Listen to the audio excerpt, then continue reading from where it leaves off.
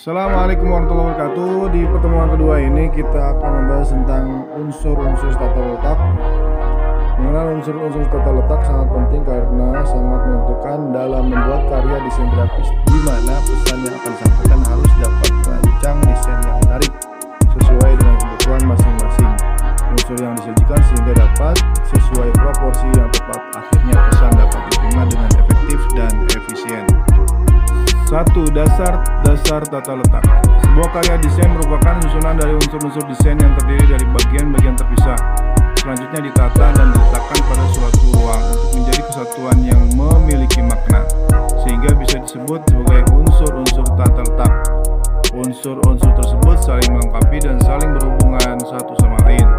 Masing-masing memiliki karakter atau kesan yang ingin diciptakan. Misalnya sebuah bidang mengandung warna dan memiliki tekstur dan juga garis yang bisa tersusun putus-putus, tebal, tipis, dan sebagainya. Kedua, unsur-unsur tata letak. Sebelum membuat desain, sebaiknya siswa terlebih dahulu mengenali unsur-unsur penyusun tata letak supaya dalam pengetahuannya nanti dapat menciptakan komposisi yang menarik, proporsional, dan bisa menyampaikan pesan yang ingin disampaikan kepada sasaran atau audiens. Unsur-unsur tata letak yaitu sebagai berikut. A. Garis atau line. Garis merupakan rangkaian yang tersusun dan titik-titik yang menyambung dengan kerapatan tertentu. Titik yang bergerak dapat membentuk suatu garis. Garis memiliki sifat memanjang dan memiliki arah tertentu. Garis mempunyai panjang tanpa lebar yang mempunyai kedudukan dan arah. Garis merupakan sisi atau batas dari suatu benda, massa, warna, bidang, maupun ruang. 1. Masalah ilusi optik. Kita sering menjumpai garis yang tidak mengungkapkan gagasan sebagaimana yang kita kehendaki. Hal ini disebabkan oleh masalah ilusi optik yang tidak terkendali yang dapat mempengaruhi reka objek seperti berikut ini. A. Garis horizontal lebih mudah dilihat daripada garis vertikal. Begitu juga garis diagonal ke arah kanan lebih mudah dilihat daripada garis diagonal ke arah kiri, karena disebabkan arah mata yang secara alamiah bergerak mendatar selama merekam garis yang terlihat sepintas. B. Garis yang mengarah tunggal dilihat mata cenderung memperpanjang arah garis tersebut karena disebabkan oleh pandang rekam mata. C. Hadirnya kedekatan antar garis membuat kesan tebal berat pada garis. Hal ini disebabkan oleh terpadunya efek sinar getaran pandang pada tiap garis. Yang kedua, macam-macam garis. Penggunaan garis dalam susunan tata letak sangat vital.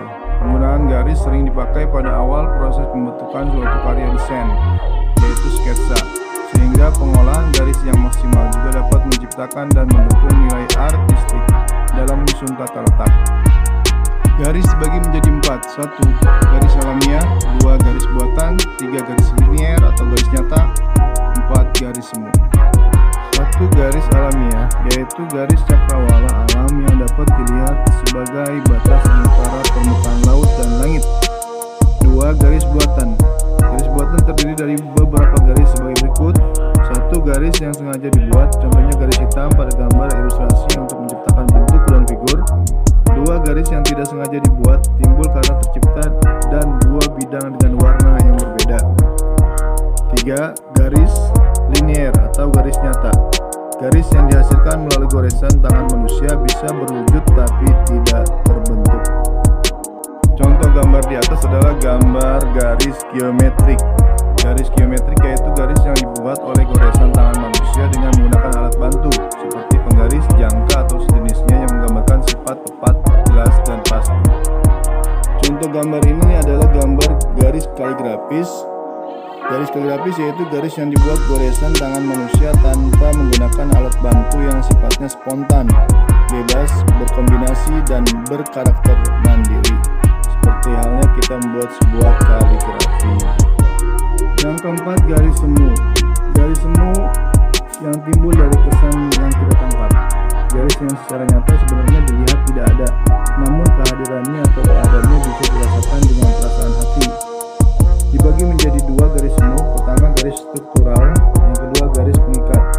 Garis struktural, kesan garis yang kita tangkap dari batasan antara bentuk dengan ruang, antara bidang dengan bidang lain.